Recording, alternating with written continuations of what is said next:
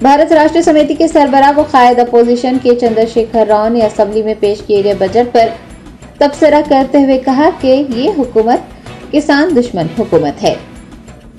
तेलंगाना के साबिक वजीर आला व बीआरएस सरबराह के चंद्रशेखर राव ने असेंबली में पेश किए गए बजट पर कांग्रेस हुकूमत को शदीद तनकीद का निशाना बनाते हुए कहा कि बजट पर अगर नजर डाली जाए तो ये वाज़ेह है कि ये हुकूमत किसान दुश्मन हुकूमत है।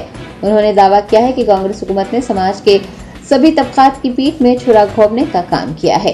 कानून साज असेंबली में वजीर खजाना भट्टी विक्रमार्का की बजट तकरीर के बाद केसीआर ने असेंबली में मीडिया पॉइंट पर कहा कि पिछली हुकूमत ने समाज के तमाम तबकात की फलाह बहबूद और माशी तरक्की के लिए मुतादिद स्कीमात मुतारिफ करवाई थी। यादव तबके की माशी तरक्की के लिए भेड़ तकसीम स्कीम शुरू की गई थी जिसे बंद कर दिया गया है। दलित बंधु का भी कोई जिक्र नहीं किया गया है। माहिगीरों के लिए भी कोई ऐलान नहीं हुआ।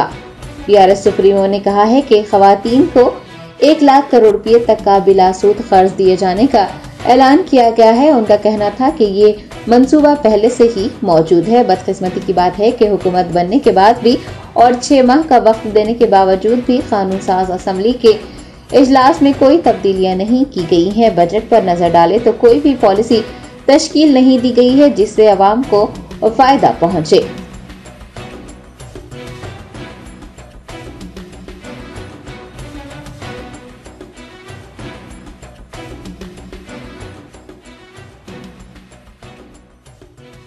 ప్రజల ఆశల మీద నీళ్లు చల్లేదిగా ఉంది।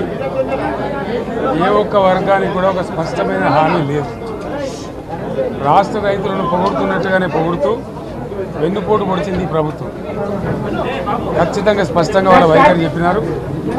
గతంలో ఇచ్చిన మాదిరిగా కాకుండా రైతు బంధులో రైతు భరోసా పేరిట పథకంలో అనేక ఆంక్షలు పెట్టబోతున్నట్టుగా ప్రత్యక్షంగా చెప్పి రైతులకు ఆల్రెడీ మోసం చేశారు। బడ్జెట్లో వాళ్ళ నైజాం కూడా స్పష్టంగా బయటపడింది। గత ప్రభుత్వం అన్ని రాష్ట్రంలోని అన్ని వర్గాల సంక్షేమాన్ని వాళ్ళ ఆర్థికాభివృద్ధిని కాంక్షించి అనేక పథకాలు ప్రవేశపెట్టడం జరిగింది। ఒక్క పథకం మీద కూడా ఇప్పుడు స్పష్టత లేదు। ఫర్ ఎగ్జాంపుల్ యాదవుల కోసం ఉన్నటువంటి వాళ్ళ అభివృద్ధి కోసం పెట్టినటువంటి గొర్రెల పెంపకం పథకాన్ని టోటల్గా మూసివేసినట్టుగా మనకు అర్థమవుతా ఉంది। ఇప్పటికే యాదవ సోదరులు చెల్లించిన డిపాజిట్ కూడా తిరిగి వాపసు తీసుకున్న ఈ ప్రభుత్వం ఎక్కడ కూడా లేదు। అత్యంత అడుగు వర్గాలు అని డబ్బా కొట్టినట్టు కొడుతూనే వాళ్ళ గొంతు కోసింది ప్రభుత్వం। దళిత వర్గాల కోసం గణితంలో ప్రవేశపెట్టబడ్డ విప్లవాత్మకమైనటువంటి దళిత బంధు పథకాన్ని ప్రస్తావన కూడా లేదు। ఇది చాలా దురదృష్టకరం। దళిత సమాజం పట్ల వీళ్ళకు ఉన్నటువంటి నిర్లక్ష్యానికి వాళ్ళ ఫ్యూడల్ విధానానికి ఇంతకన్నా గొప్ప నిదర్శనం కూడా అవసరం లేదు। అదేవిధంగా మత్స్యకారులకు ఆ భరోసా లేదు, ఎవరికి కూడా చెప్పుకోదగ్గ భరోసా లేదు।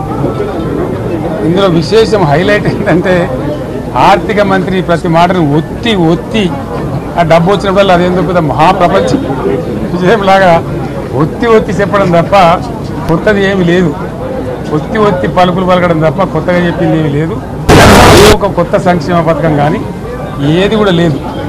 మహిళల పట్ల కూడా చాలా స్పష్టంగా చెప్పాల్సిన అవసరం ఉండే, కానీ వాళ్ళు మేము 1,00,000 కోట్లు ఇస్తాం అన్ని రుణాలు, ఆ రుణాలు వీలేదో ఇస్తున్నట్టుగా ఆల్రెడీ ఉన్న స్కీమే, నథింగ్ న్యూ అబౌట్ ఇట్, ఏమి లేదు।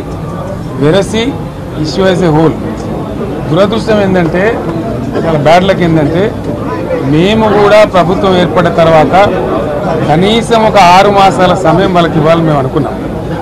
నేను కూడా శాసనసభకు పెద్దగా రాలేదు, కానీ ఈరోజు బడ్జెట్ చూస్తే ఏ ఒక్క పాలసీ ఫార్ములేషన్ జరగలేదు। రాష్ట్రానికి సంబంధించినటువంటి ఏ ఒక్క విషయంలో కూడా ఈ అర్బక ప్రభుత్వం ఇప్పటి వరకు పాలసీ ఫార్ములేషనే చేసినట్టుగా కనపడతలేదు। వ్యవసాయం ఉంది, మాకు స్పష్టమైన అవగాహన ఉండే ఈ రాష్ట్రంలో వ్యవసాయ స్థిరీకరణ జరగాలని మేము 2 పంటలకు కూడా ఇచ్చినాం రైతు బంధు। వీళ్ళు ఎగ్గొడతామని చెప్తా ఉన్నారు। మేమేదో రైతులకు ఇచ్చిన డబ్బును దాన్ని పాడు చేసినాము, చెడగొట్టినాము, దుర్వినియోగం చేసామన్న పద్ధతిలో దురదృష్టకరమైన వ్యాఖ్యలు చేస్తూ ఉన్నారు। అంటే ఇది పూర్తిగా రైతు శత్రు ప్రభుత్వం అనేది తెలుస్తూ ఉంది। ధాన్యం కొనుగోలు చేయలేదు, విద్యుత్ సరఫరా చేయడం లేదు, నీళ్లు సరఫరా చేయడం లేదు, చాలా ఇబ్బందులు పెడతా ఉన్నారు। ఇంకా రైతు భరోసా, రైతు బంధు గురించి ప్రస్తావనే లేదు। ఎప్పుడు వేస్తారని మా ఎమ్మెల్యే అరిస్తే కూడా కనీసం సమాధానం చెప్తలేరు। కాబట్టి రైతులను వంచింది ప్రభుత్వం। వృత్తి కార్మికులను వంచింది. ఒక్క పాలసీ ఇండస్ట్రియల్ పాలసీ ఏమిటి?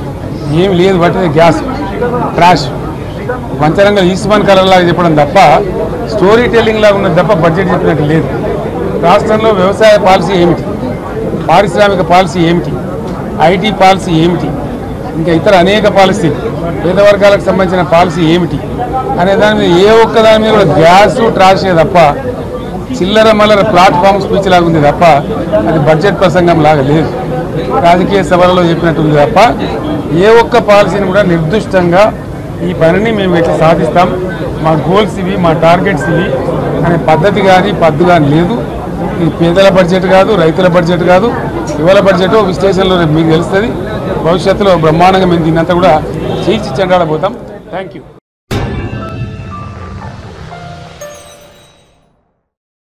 Bright smiles, big dreams. Witness MS Creative Kids celebrate Graduation Day. 3 days of dazzling performances, heartwarming tunes, and vibrant cultural unity. Our nurturing community fosters creativity, learning, and growth. Join MS Creative Kids. Enroll your child and unleash their potential.